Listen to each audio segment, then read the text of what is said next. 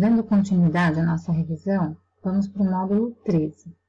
A questão 1 fala sobre o mielograma. Então, a aspiração ou biópsia de medula óssea consiste em quê? No procedimento realizado pela equipe médica para obtenção de pequenas quantidades de sangue da onde? Da medula óssea, certo? Por meio de uma punção percutânea. Então, nós estamos falando do quê? Do mielograma. E é um procedimento estéril, com todo o cuidado de fazer uma técnica asséptica, tá bom? Na questão 2, a gente já pergunta o que é o mielograma mesmo, né? Então, é um exame que avalia a forma e quantifica as células da medula óssea que dão origem aos glóbulos brancos, hemácias e plaquetas. É utilizado para quê? Fazer diagnóstico das leucemias, principalmente, né? O hemograma é um exame que avalia o quê? Avalia e quantifica as células do sangue periférico, glóbulos brancos, hemácias e plaquetas. É aquele exame de sangue que nós coletamos na unidade de internação, na unidade básica de rotina, não é mesmo? Então, este é o hemograma. Na questão 4, pede-se o quê? A coleta de urina de 24 horas. Então, é uma coleta de urina especial, em que o paciente vai ficar coletando e guardando a urina durante 24 horas. E para que serve? Vamos lá, a alternativa C é a correta. É a coleta de volume total de urina durante o período de tempo de 24 horas para quê? Avaliar a função dos rins para detectar possíveis alterações renais através da determinação da quantidade de algumas substâncias na urina, como clearance de creatinina, que vai avaliar a taxa de filtração dos rins, ok? Então, essa coleta de urina, ela é muito importante para saber o quanto do rim está filtrando o sangue. E isso também ajuda, né, no diagnóstico da insuficiência renal, ok? Na questão 5, é sobre o exame de urocultura. Então, é realizado para detectar a presença de micro-organismos na urina ou no sistema urinário. Então, urocultura é para avaliar o quê? Infecção renal. Na questão 6, é sobre o exame de urina tipo 1. E é correto afirmar o quê? Que é realizado com uma pequena quantidade do jato médio de urina, coletado de forma rotineira, em serviços de triagem com finalidades diagnósticas. Quais são essas finalidades diagnósticas? Se os leucócitos estão aumentados, pode indicar infecção urinária. Se a densidade está alta, pode indicar paciente desidratado. Se tiver proteinúria ou hematúria, proteína na urina, sangue, né, hemácias na urina, pode estar indicando uma lesão renal. Então, é um exame de rotina de urina, mas ele auxilia em muitas determinações de diagnósticos. Na questão 7, está falando sobre o exame de curva glicêmica do plasma. Ele também é conhecido como teste oral de tolerância à glicose, porque ele mostra de que maneira o açúcar atua no sangue após a ingestão de determinados alimentos. Ok? Então, ele vai ser um exame que compreende, o paciente vai estar em jejum, né, de 10 a 12 horas, e aí vão ser feitas, né, dosagens seriadas de glicose, certo? Nesse tempo aí de minutos, de tempo em tempo, após o estímulo com 75 gramas de glicose por via oral ou conforme prescrição médica, tá bom? Em relação ao teste do pezinho, é incorreto afirmar. Então, qual é a alternativa errada? É a que nós temos que assinalar.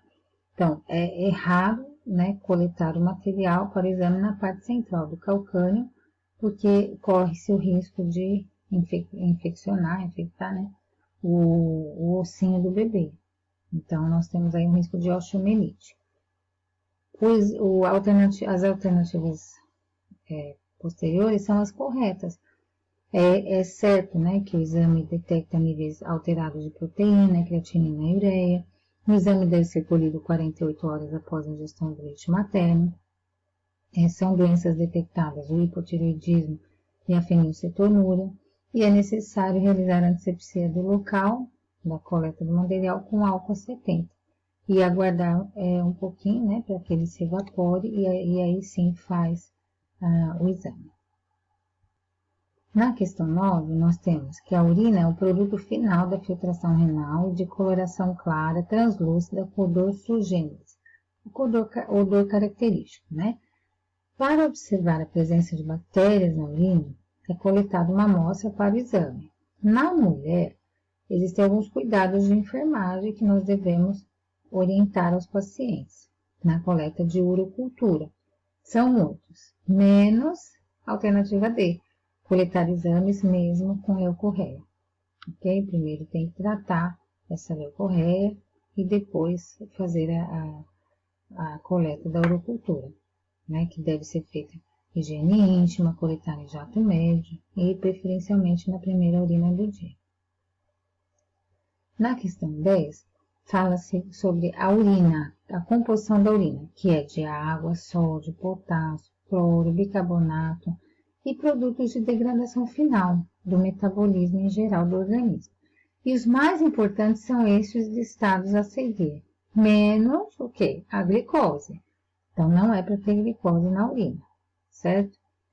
Agora, ureia, creatinina, ácido úrico, fosfato são componentes normais, fisiológicos, que nós vamos encontrar na filtração renal. E aí, consequentemente, na urina, né?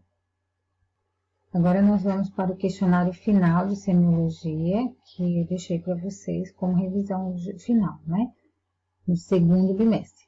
Então, começa aí. O índice de massa corpórea, que é o IMC, é calculado pelo peso em quilogramas, dividido pela estatura, metros ao quadrado. É importante lembrar isso, tá? Vejam que tem outras alternativas que falam de... essa não, mas tem concurso que às vezes fala de gramas, de centímetros, tá? Então, tomar cuidado com esse detalhe de quilo por metro quadrado. Na questão 2, a gente relembra aí a colostomia, que é a parte significa a exteriorização da parte do intestino pela parede abdominal para drenar fezes, que é aquele paciente que usa aquelas bolsas de colostomia, né, bolsa coletora, e faz todo aquele cuidado de higienização, cuidado com a pele em volta, ok? Bexigoma é um termo muito importante para a gente sempre estar atento, né? Que é a distensão do globo vesical. E o paciente que tem bexigoma sente muita dor e precisa ser olhado com carinho para ver se o porquê desse bexigoma, né? Se precisa fazer estímulo, né? De deambulação, compressa ou passar sonda de alívio. Na 4, nós vemos que a insuficiência renal aguda, ela é causada pelo quê? Então, tem várias etiologias, e essas todas estão corretas. Redução da perfusão renal, obstrução do trato intestinal, fatores intrínsecos ao rim, que nós vamos ver mais adiante nas questões dissertativas. Então, essas 3 causas são possíveis de causar, né, de trazer essa situação da insuficiência renal aguda. Essas 2 questões falam do acesso vascular nos pacientes com insuficiência renal, que pode ser temporária ou permanente, né? Paciente que vai fazer diálise ou hemodiálise, então eles têm que ter um acesso para fazer a filtração renal artificial, né? Vamos dizer assim, rim artificial. As indicações de acesso temporário geralmente é feito em pacientes com insuficiência renal para diálise peritoneal. Eles ficam com catéter na região abdominal. Muito bem. A questão 7 fala das complicações em um tratamento dialítico. Por que é importante essa questão? Porque o enfermeiro ele tem que estar atento ao paciente que está fazendo tratamento dialítico. O paciente pode apresentar tanto hipotensão como hipertensão, hipoxemia, né, que é sinais de hipoxemia, falta de ar, dispneia, enfim, cãibras, reações febris e até mesmo convulsão. Tá? Então, o enfermeiro tem que estar muito atento aos pacientes em tratamento dialítico. Na questão 8, nós vemos o que? Dificuldade de urinar. É algo que ocorre em todas as pessoas, indiferente de sexo ou idade. Em um pós-operatório, também isso acontece, que é o que a gente viu lá, bexigoma, extensão abdominal, né, que nós sabemos que é da bexiga. O paciente tem dor, não está conseguindo urinar. Então, quais os cuidados de enfermagem nesses casos do paciente em dificuldade de urinar no pós-operatório? Então, você vai fazer o exame físico, vai observar essa queixa do paciente. Então, primeiro, você vai observar o aumento do globo vesical, estimular e ajudar o paciente a urinar de forma natural, fisiológica, né? Ir ao banheiro, ver se ele usa o pomada, enfim. Atentar para essa queixa álgica, que não é frescura, realmente dói, o paciente se queixa bastante dessa dor suprapúbica, certo? E colocar a compressa fria no globo vesical, nessa região, né, entre a região suprapúbica e o umbigo. Então, se tudo isso não resolver, aí nós vamos ver a necessidade de fazer uma sondagem vesical de alívio, mas só se realmente for necessário. Tá? A gente evita expor o paciente a situações de invasivos de forma desnecessária. Os pacientes para os quais é indicada terapia nutricional apresentam impossibilidade para alimentar-se por vias normais, seja por deficiência orgânica funcional ou por distúrbios psicoemocionais. Então, quais são as indicações para terapia nutricional? Ou seja, o paciente vai precisar se alimentar por sonda ou mesmo por nutrição parenteral. Por quê? Porque ele não está conseguindo se alimentar por vias normais. Então, as principais indicações. O paciente está com doença neurológica, teve algum traumatismo, está com câncer e não está conseguindo engolir o alimento, não está se alimentando, né, ou está debilitado o suficiente para ter a dieta, né, indicação de dieta enteral, ou no pós-operatório. Então, todas essas situações consistem em indicações para o enfermeiro avaliar e indicar junto à equipe, conversar e indicar uma terapia nutricional, ok? Muito bem. Quais os cuidados de enfermagem na administração de medicamentos por via digestória, mas por acesso enteral? Se a gente está com sonda nasogástrica ou sonda nasoenteral. Então, vai ter administração de medicamentos. Quais as alternativas? Primeiro, utilizar preferencialmente medicamentos sob forma líquida, lavar o acesso enteral com água filtrada ou solução salinizada entre um medicamento e outro, e não adicionar de jeito nenhum medicamentos nos frascos de dieta. Então, esses cuidados, o enfermeiro deve prescrever na SAE, né, na Sistematização da Assistência de Enfermagem. Tá bom? Então, fiquem atentos e prescrevam para que a sua equipe façam direitinho esses cuidados.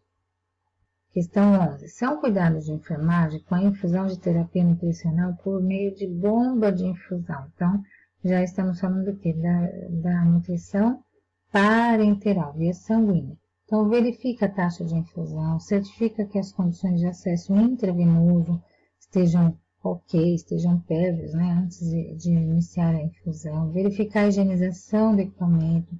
Então, na via sanguínea não pode ter contaminação de jeito nenhum. E certifica-se da periodicidade da manutenção preventiva do equipamento. Então, a bomba ela tem que estar calibrada, tem que estar em condições de uso. Mais uma vez, a gente fala sobre o melograma, que avalia a forma e quantifica as células da medula óssea, que dão origem aos glóbulos brancos, hemácias e plaquetas.